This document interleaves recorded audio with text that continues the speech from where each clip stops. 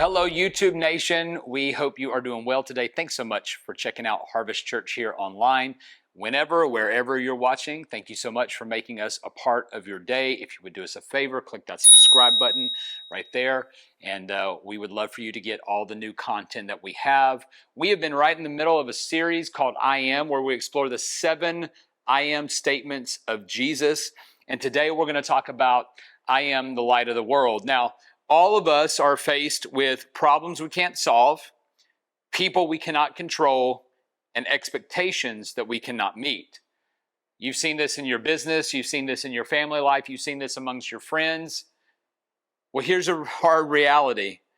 If we're to be honest with ourselves, we are the problems we can't fix, we are the people that we can't control, and we are the people that cannot meet our own expectation of ourselves. And so every time we look in the mirror, we see our deficiencies and we see our insufficiencies. And for many of us, the reality of our insufficiencies make life dark. Because what happens is we look at ourselves and we say, man, I don't know that I can ever overcome this. I don't ever know if I can ever grow in this area. I don't know if I'm ever going to be able to get past this hurt. I don't know if I'm ever going to be able to get remarried, or I don't know if I'm ever going to have a relationship. I don't know if people are going to like me. I don't know if I'm ever going to get a job because of this thing. And a lot of times it leaves us dark. And what happens is if we live life in the dark, we're basically living life without hope. We're saying that there's just no way forward, no path forward. I'm going to be stuck in what I'm in forever. Well, the question is, what does Jesus offer that can change our perspective on this situation? And so we're going to look at John 8:12 today, where Jesus talks about how he is the light of the world. But before we get there, I want to talk a little bit about John and how John is different from any of the Gospels that we read. Matthew, Mark, and Luke's accounts of Jesus' life are similar, but John's account of Jesus' life is very much different. John's account of Jesus' life comes from a different perspective, because when John writes his gospel, he is an older man. He's had time to kind of think about life. He's had time to think about life experiences. He's had time to think about what Jesus did in light of what he knows as an older, wiser gentleman. And he knew these things about Jesus because he experienced these things. He had had loss. He had lost friends and family members. He had lost his entire culture. Nero worked from Galilee and slaughtered thousands of Jews. And so John is writing this gospel from a place of loss, from a place of wisdom, from a place of being older. And so when he writes, there's a certain level of reality to life that we can really resonate with, and that we can look at and say, yeah, I've lost. I've been through hardships. I've been through these things. And so when John writes his gospel to us, and when he writes about Jesus, he's writing it from a life that has had tremendous ups and tremendous downs, just like all of our lives. And so what he writes is very valuable to our life, to apply it to our life, especially when he writes about Jesus. So we'll pick it up in a couple of different places in John 20, 30 through 31.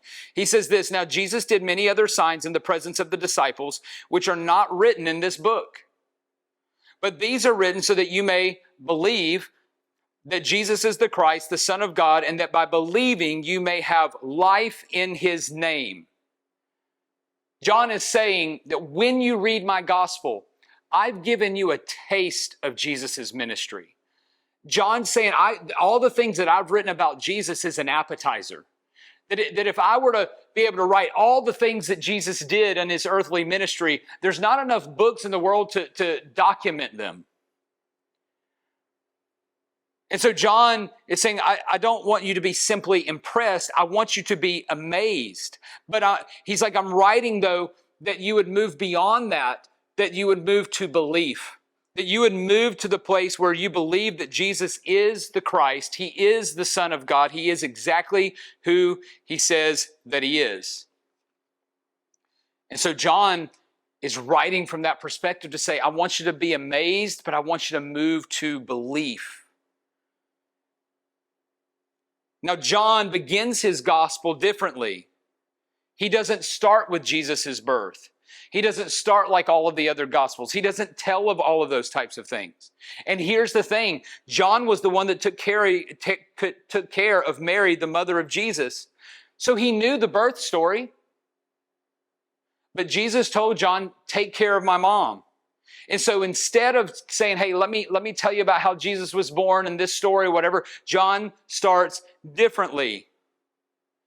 And he starts it to let you know that in the time of Jesus' birth, in the time when he came, the world was filled with darkness just like it is today. And this is what he writes in John 1, 4 through 5. He says, in him was life, meaning Jesus, and the life was the light of men, and the light shines in the darkness, and the darkness has not overcome it. So John doesn't tell you that he was born in a manger or whatever. He says he's the light of the world, right? The light of men. The Jewish people of the day assumed that Jesus' impact would be regional. When Jesus came and he rode into Jerusalem right before his death on a donkey, they thought he was coming to establish an earthly kingdom in Jerusalem and that his impact would be regional. They thought that Jesus' reign would be confined to their day and their time. However, John describes the significance of Jesus' life on earth by saying that Jesus' life is the life and light of man. That it actually has impact beyond Jesus' time. It has impact throughout all generations. It has impact before the foundations of the earth and when Jesus comes again. And that Jesus' coming is absolutely significant to our life. And then he goes a step further to say that the light found in Jesus cannot be overcome by the darkness. I had a guy named Stephen Curtis Chapman, not the guy that sings, but another one who was an educational pastor at the Baptist church that I grew up in. He's the one that led me to Christ. And he led me to Christ by telling me a story of two kingdoms. The first kingdom was a kingdom of darkness ruled by the moon, and the second kingdom was a kingdom of light and warmth led by the sun. And so the sun and the moon had this conversation and said, oh, my kingdom's so dark and cold, the moon said. And the sun said, but my kingdom's so warm and bright, you should come see it. And so the moon toured all of the kingdom of the sun, and it was bright and it was warm. You could see the mountains and all the animals. And the moon said, man, this is magnificent, but wait till you see my kingdom. And so the sun began to tour the moon's kingdom. And as the moon is moving about his kingdom, he realized that the deeper he goes, it's still not cold. It's still not dark. There's light and it's warm. And so the moon said, I can't do this. I can't have this. So he took the sun to the deepest, darkest part of the kingdom. And yet there was still light and there was still warmth because the sun was there. Stephen Curtis Chapman told me, he said, that's what life with Jesus is like. Even in the deepest, darkest places of your life, Jesus will shine his light and his warmth and his hope. You will never be alone and you will never be hopeless. And that's what John is saying here. He's saying, guys, here's the deal. When Jesus was born, when he came on the earth, there was darkness and there's going to be darkness. And yet, in Jesus is life and light, and it cannot be overcome by the darkness. No matter how dark it gets, no matter how cold it gets, Jesus' light shines through and brings hope. He's basically saying this, that Jesus is life and light that overcomes the darkness. But it's not just John that wrote that to us. Jesus also said it himself in John 8:12. And again, Jesus spoke to them, his disciples, saying, I am the light of the world, and whoever follows me will not walk in darkness, but will have the light of life. Do you think it's a mistake that John wrote that quote in his gospel? That's what he's trying to communicate to us the entire time through his gospel. That even in the midst of darkness, Jesus is the life and he is the light. It's another great I am statement that John captures. And the words that Jesus spoke claims deity. He's saying that I am God. I am the light of the world. This is the second of the 7 I am statements in John that is followed by a specific qualification. Here he says, I am the light of the world. It is emphatic. I, the idea of I and no other, am the light of the world. Jesus is saying it's not in some other thing. It's not in some activity. It's not in some promotion. It's not in some, amount in the bank account. No, I am. I am the sole light of the world. He is the light and not just a light. Jesus is the light of the whole world. It's not just a regional scope. It's a universal scope. It spans time frames and it spans land boundaries. He is the revelation of the truth of God. He is the revelation of who God is. And Jesus gave an exhortation under the idea that He is the light of the world. And to follow Christ and to believe in Him, to not just be amazed, but to move to the place of I actually believe that Jesus is the light of the world and in Him is light. He also talks about don't walk in darkness. Walk in darkness is to live. It's a way that we walk and live out our lives in the course of our life. Anytime we hear in the Bible about walking, it's a journey. Our lives are a journey. It's about how we live.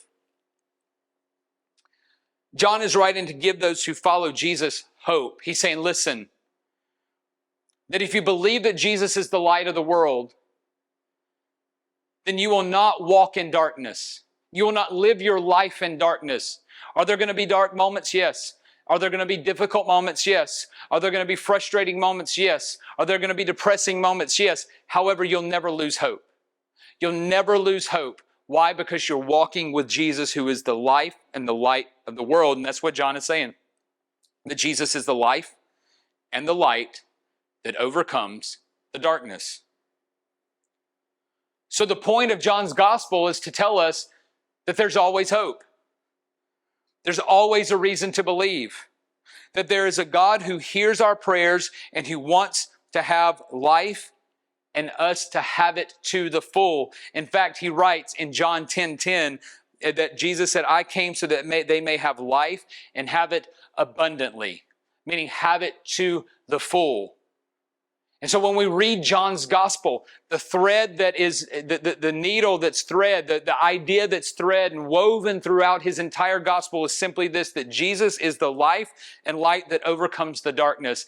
And that the whole point of John writing these stories and writing about these events that happened from an older age is so that we would move beyond amazement and into belief that Jesus is life and the light that overcomes the darkness. So the question is, do you believe that? And we believe that if you confess with your mouth and believe in your heart that Jesus is Lord, that He is the life and the light, we believe that you will be saved, you will be a child of God, and that would be an invitation for you to do that. And for those of you who are already believers in Jesus, the question is, do you believe? Do you believe that Jesus is the life and the light, that no matter how dark it is, you can turn to Him and He will bring you hope, that as you live out your life, He will give you hope.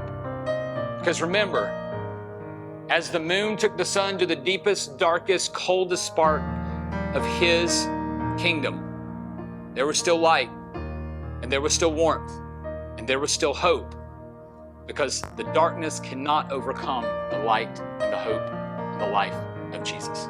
God bless you.